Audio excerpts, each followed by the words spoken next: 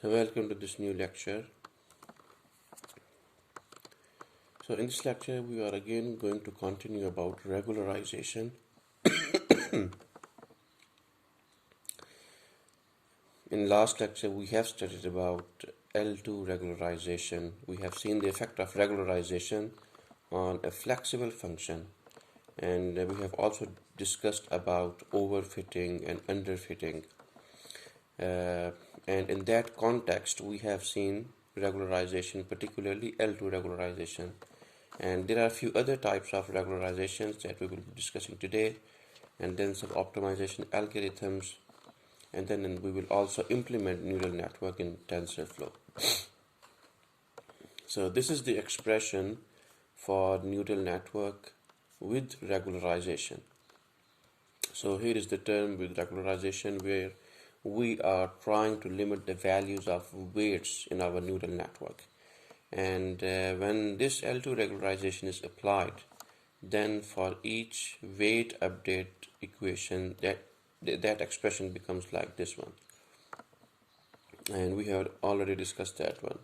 Lambda is the penalty term for regularization, and alpha is our learning rate for gradient descent.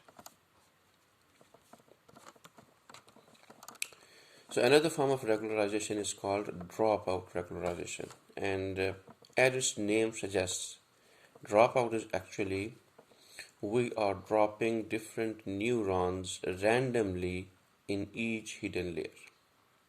So for example, this is hidden layer 1, this is hidden layer 2, and we are dropping like 20% of the neurons we are dropping here in hidden layer 1, and let's say we are also dropping 20% or 10% here. So in this way we drop different number of neurons in different hidden layers randomly. So and this happens for each hidden layer. And by randomly, what do we mean by randomly dropping out?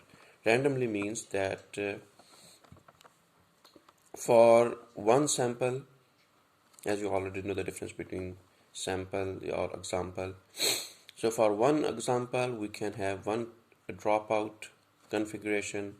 For another sample, we can have another dropout configuration. So we randomly choose, and also we randomly choose dropout of different neurons in different layers in each iteration.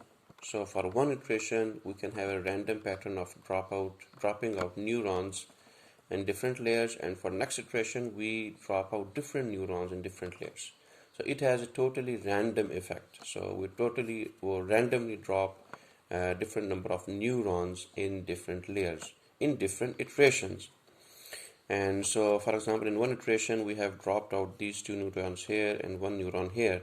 So the effect will be we will be training our neural network with this type of neuron, where our two of the neurons in this layer are not activated, one of the neuron here is not activated, and we are training our this smaller neural network as compared to the original one. So that configuration of dropout, it changes from sample to sample, and also it changes from iteration to iteration or epoch to epoch.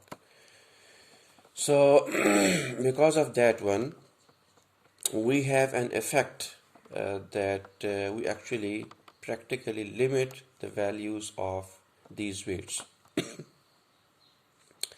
For example, because in regularization, what do we do in regularization? That question arises. So we actually limit values of our weights. We don't want that our weight values should grow or the magnitude should increase to a large extent. So that's why we apply regularization.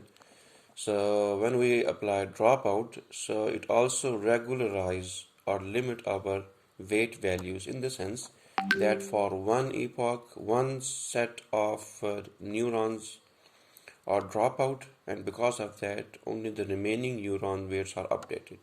In the second epoch or second iteration, we have another set of neurons are dropped out, and because of that their weights are not updated, and the remaining existing neurons, their weights are updated. So it happens from epoch to epoch or iteration to iteration.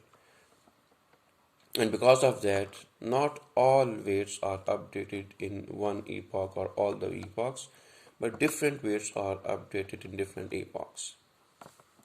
So in this way, we limit magnitudes or values of our weights.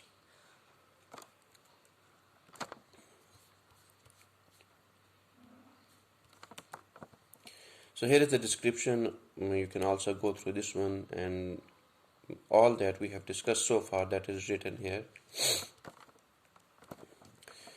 And there is another form of regularization that is called early stopping. We may have discussed it before, but let's see it again. Early stopping means that here we have this black curve which is giving us a training error. So with each number of epochs, epoch means that for to get one training error. So let me clear what is the meaning of epoch. For one epoch, for example, at this point, we use all our training data for training our neural network, and we get a training loss value or training error value. So we note down it here. Then for the next epoch means that all the training data that is used for training the neural network, and then again we note the training error at this point. In the same way for each epoch. So one epoch means that whole training data is being used for training a neural network. So in this way we keep on getting different points here. That is, so we have this training error, and at the same time we have a validation error. Validation error means that we are getting error on validation data. So validation data is like a test data. Uh, for those who don't know about the validation data, so the means of validation data is that for, if let's say we have a whole bunch of a set of data examples, like we have 100,000 examples. So what we do, we reserve some of them for training, like 60% of that data set for training purpose, and the remaining we are left with 40% of the data. So the remaining 20% that is reserved for validation data, and the last 20% that is reserved for testing purpose. So in this way we divide our whole data set into different types of data sets: training data, validation data, and the test data. So the purpose of validation data is that we want to tune different parameters, like we have seen before, the learning rate, we want to tune that. So validation data is used for checking again that you can consider this as a substitute of test data, because in the real world we don't have a test data available. So what we do, we validate our model on validation data, and then we apply on the unseen test data. So this is validation error. We also see that the training data, this red curve, is decreasing, and the validation error is also decreasing. However, up till this point they are decreasing, but beyond that the training data goes on decreasing, but our validation error, it is now increasing. So what does that mean? At this particular point, the model, it has started overfitting, because the training data, that is decreasing, but the validation error, that is increasing. So at this particular point, what we do, we stop training of our model. So we say stopping the training of our model means that now we have updated or trained all our weights in the neural network, and we are not training our weights anymore.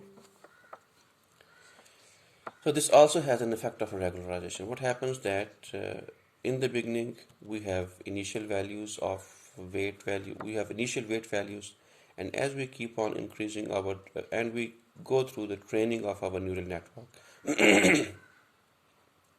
the values of the weights, they also keep on increasing until they reach here.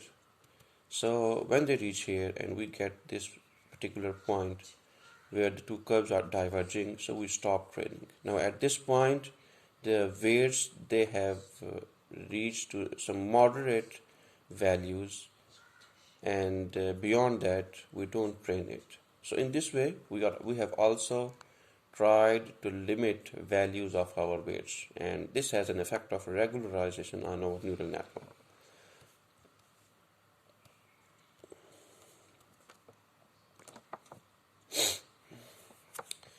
And another form of regularization is data augmentation. So particularly if we have a limited amount of data, so because of the limited amount of data, if we have a limited amount of data and our function is very flexible, as we have seen in our last lecture, so what happens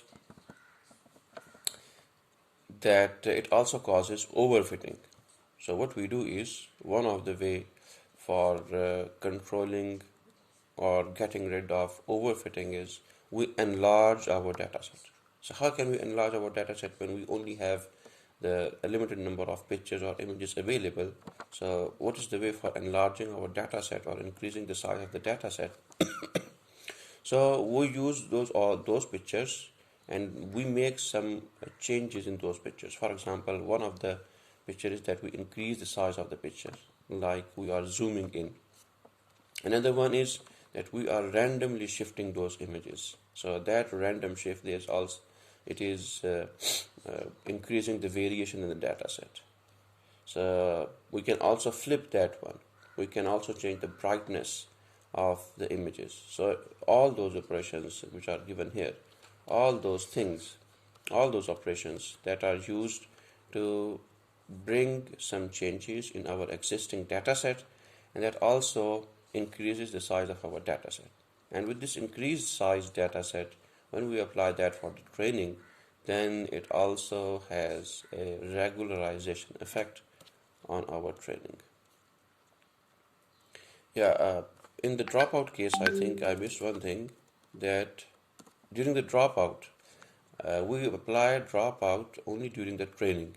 But when we are testing, in the testing phase, we don't apply dropout. We use all the neural network, all the neurons in all the layers during testing phase. So that is an important thing that need to understand.